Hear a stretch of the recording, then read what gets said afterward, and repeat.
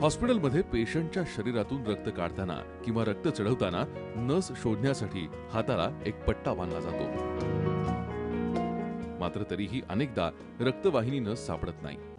अनेक वेळा सुई टोचूनही रक्त सापडत नाही किंवा नस चुकते. लहान मुलांच्या हातातून रक्त काढताना तर डॉक्टर आणि नर्सेसना बरीच मेहनत करावी लागते.